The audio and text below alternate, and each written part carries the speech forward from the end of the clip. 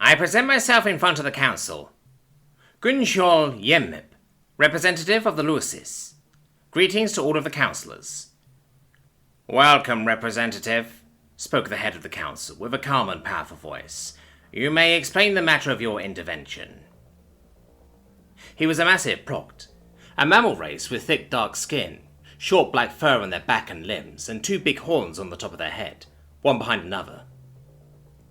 He was seated on one of the dozens of balconies that composed the heart of the council, the chamber where things were communicated, reviewed and decided. And on each of these balconies, another species councillor was looking at the representative. Greentext bowed, cleared her throat and continued. I come today to present to you another report regarding our integration to the council as a new species, more precisely our duties as soon-to-be full members.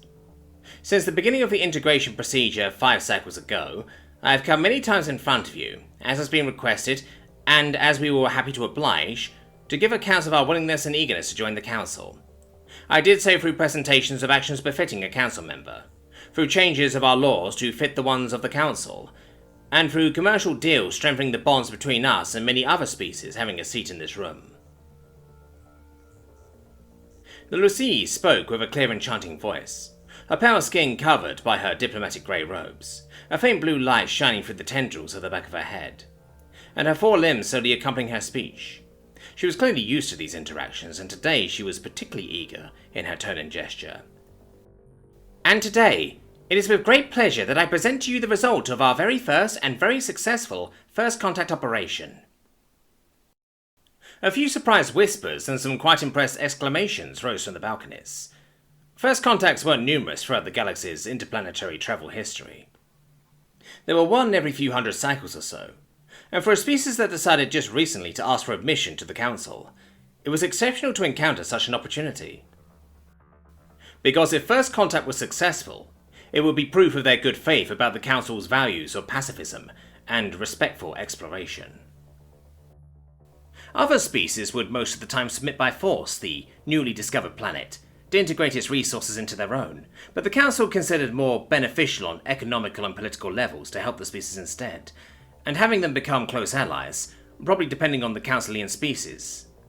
And as such, it would be a considerable help to the council if the Lucies were to introduce new planets to its commercial roads. And of course, the spread of the council's ways wasn't a bad point as well. Such was the excitement of Greentext when she pursued her explanations, speaking louder to be heard by all on top of the gossiping voices. The very first contact was made by an exploration team in charge of the discovery of potential future mining sites. They received a radio transmission through a beacon by the sector 433.56913 and traced it back to its original planet at location A59B42C86. The full report of the early exchanges with this planet and its representatives will be sent to you after my intervention. But suffice to say that we were able to peacefully establish our very first contact, the first both for them and for us in different ways. She saw pleased expressions and body languages amongst the councillors, and she almost couldn't keep to herself a proud giggle as she heard a few discussions taking place around her. Their admission to the council was yet to be completely accepted. A few diplomatic details were still preventing them from confirming their rightfulness, but with that discovery, all of these would be forgotten immediately, and the rise of the Lucies among the councilian species economy would finally begin. So she continued. Everything was already played in her head, and all that would follow were only details to better describe their goodwill. After a few weeks, we were able to sufficiently understand their culture, enough to be able to begin the initiation, as is asked from the councilian members. They were still not able to realize FTL relays.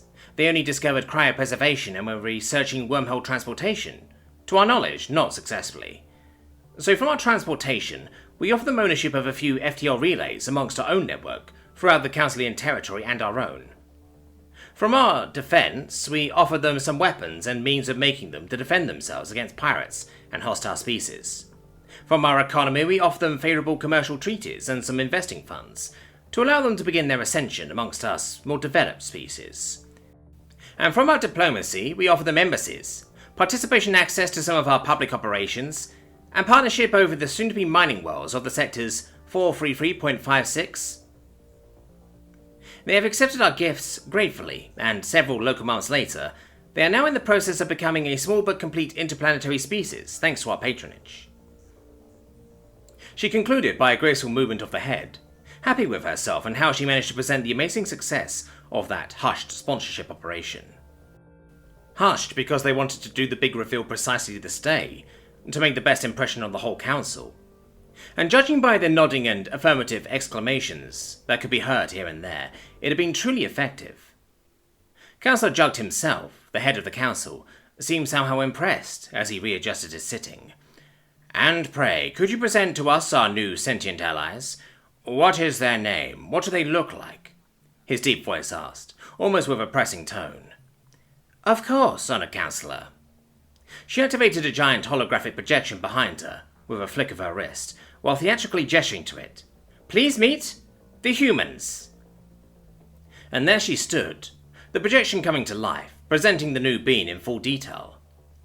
She had her head bowed, her self-pleased expression kept to herself, as she waited for the applause and exclamation that would follow this conclusion to her perfect presentation of this brilliant feat. But those reactions she never got.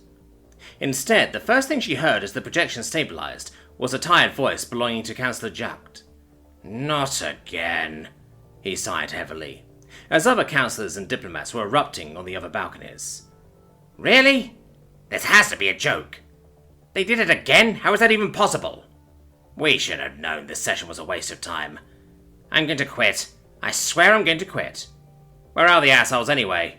Yeah, make the punks speak." Dozens of species in the council, millions of years of evolution, I don't know how many books written and read, and we still are dumb enough to fall for it.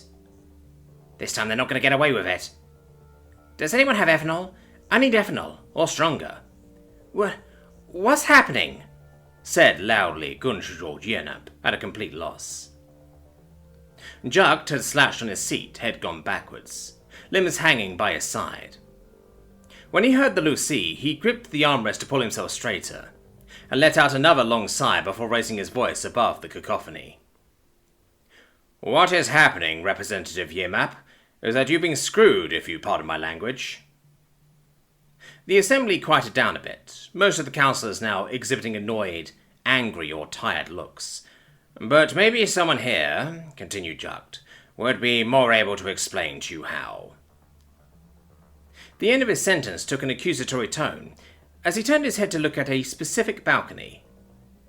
The Lucy followed his eyes to find, sitting on this balcony, at a lower level where she didn't look before, humans. Her face displayed the utmost disarray. "How is this possible?" The humans were 4 or 5, just like most other species. 2 councillors, usually 1 to 3 per species, and probably a data manager and a multi-species sociologist.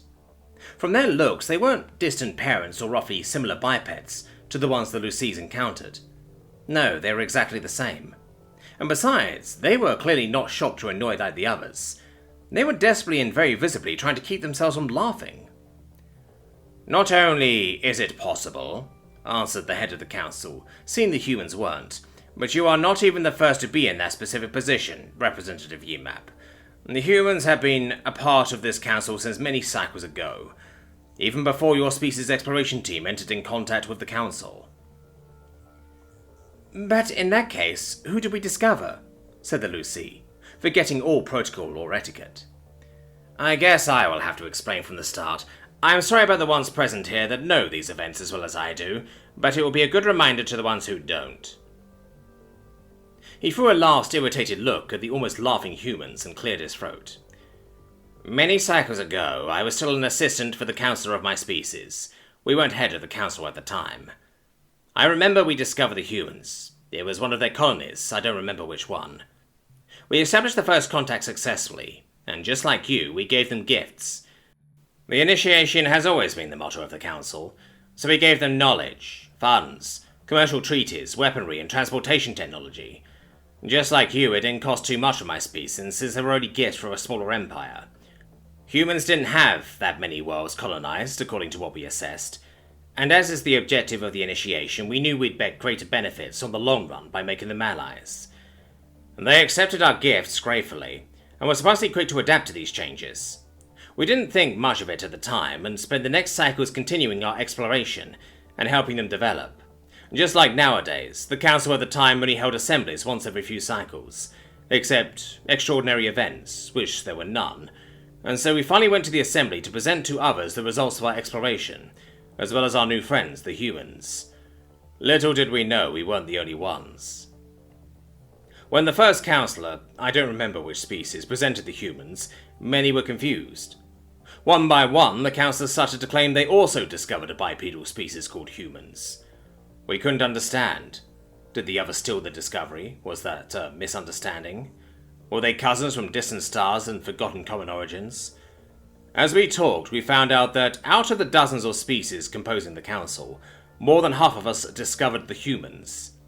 And so, more than half of us gifted them with all sorts of things.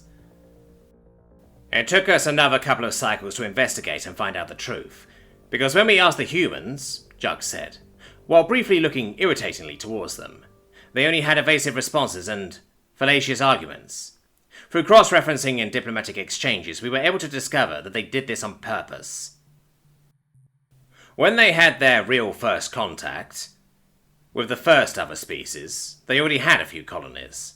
Obviously, their view of the galaxy and of life evolution changed with this experience, and they went into the common cultural and technological stir that follows first contact. They were amazed by the gifts they received, even if they were humble for this species empire, and it took them months of their time to accept what was happening. But once they learned more about this species, and through it the Council's laws and ways, they familiarized themselves with the first contact procedure, and they found a flaw we didn't even think could exist. So they spread themselves and started what we then learned they call the Big Heist. "Honored Councillor," intervened one of the human councillors. The male, the other one was female. "If I may, I can neither confirm nor deny that all this affair was consciously coordinated by the humans, but concerning that specific point of history, the people completely unofficially and out of any government operation or media communication, or official speeches, and certainly not addressed like that by any elected citizen." The last part was told so fast it must have been rehearsed. They named it the greatest joke of the galaxy.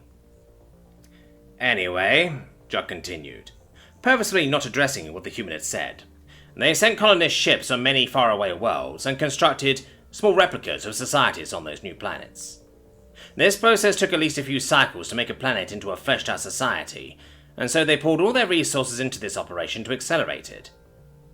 They sent just as many people as necessary to form believable societies, and they did not maintain any form of sustained shipment between their primary colonies and the new ones. And so, one by one, they were discovered by a new species, and they were gifted with treaties, technologies, weapons, and diplomatic favors. It was not random. Thanks to the first species they encountered, they managed to learn of the other species and their exploration routes. They obtained, through wits and falsely innocent data requests, the estimations of each species' exploration route and the date of the next council. With that, they selected the worlds to settle in, so that they would have the time to develop these doppelgangers of societies, just in time to be discovered by the exploration teams of all the empires they could learn of. At the peak of this operation, a fair majority of their population had settled on these phantom colonies, just to play their part in this giant act. The civilians were in on it, and those few cycles of outworld life were funded by the governments as a temporary transfer. "But," intervened the Lucy, "how did they manage to set on this many worlds so far away? And why didn't we detect any form of advanced FTL technology on the world we discovered? I mean, the world we encountered." "The human worlds were densely populated, as it happens sometimes for species still at small-scale colonization, so this large number of people allowed them to properly populate the phantom colonies. But their only fast-travel tech at the time, at least the one they controlled the best, was the wormhole tech. You thought they didn't achieve it, and it isn't a stupid statement. The humans create wormholes like opening an unlocked door by putting a grenade on the handle. It is very unstable, and they always require several dangerous trials and errors. Most of the time they lose several drones and a lot of energy before being able to maintain a stable enough singularity to let some basic colony ships pass through. Now, of course, they have access to the transportation tech of many species, so they are as potent as any species in this matter. But during the greatest, this absurd operation, they sent ships out knowing they wouldn't be able to enter in contact with the colony again for many years. Not that risky for the colons, but surely a lonely time. But it paid off. Several cycles later, thanks to all the treaties and access to knowledge, they made a technological and logistical jump far greater than what a normal first contact would have done. And by being fools, we allowed them to gain in diplomatic and economic strength at an incredible rate, and they soon became equals to most species of the Council. By tricking all of us, they skipped the difficulties all of us had to go through to achieve similar treaties with other Councilian species. Naturally, we confronted them. We asked them to explain themselves in front of the whole Council, and give us the reasons why they thought they could abuse our generosity. And they came in front of us, and the only reason they gave was that they misunderstood the law. Head of the Council, raised the female human in a polite tone. It was not a misunderstanding, but a valid interpretation. Nowhere in the law was it written that first contact and its benefit was only attainable once by a species. Therefore, the actions of the humans were not illegal and not without sense. Not that again, groaned the Proct, almost pleading. We had to write it in the law that a new species was to receive the welcoming gifts only once from a Councilian species. It never occurred to us that we would have to write it. But, hesitated Gunchol. Aren't they doing the exact same thing now? Aren't they breaking this law? Another councillor at an upper level scoffed. Just wait for it, they said, sighing. Not exactly, the female human said, as the councillor who spoke did a confirming nod. You are not a species of the council yet, so that law cannot apply to you. Therefore, any first contact between your species and ours can only be considered between our two parties, and in no case in the affairs of the council. Please just stop, pleaded Jugt, a paw rubbing his skull. You are giving me a headache again. The Lucie's train of thoughts was running dry. She stayed there, mouth agape for a few seconds, before waking herself and watching back and forth to the human at the head of the council. So this is it?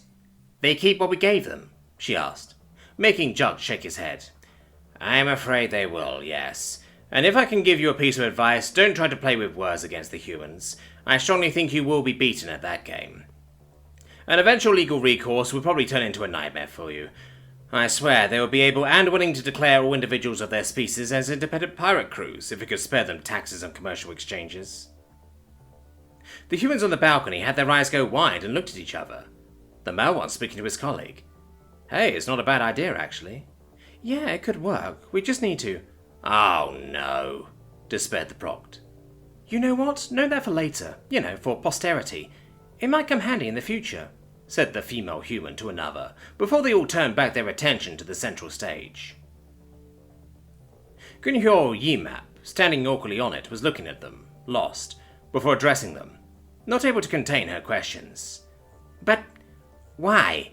Why do this? The male human shrugged. If it were known to be true that the greatest joke's consequences were intentional on our part, well, I don't know. A great feat of wits and determination?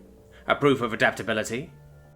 A risky way to be considered as equals right off the bat? No, I mean, why go all this way now? It wasn't that great of a cost for us, and it wasn't that great of a gain for you, and yet you went through all these lengths so far out of your way just to play that trick on us. Cycles and cycles after you ported on all these other species. Why? The male human grinned, baring his teeth to her, as his colleagues were trying to contain their laughter. And he said something that never made sense for the Lucy representative. Oh, that's simple, he smiled.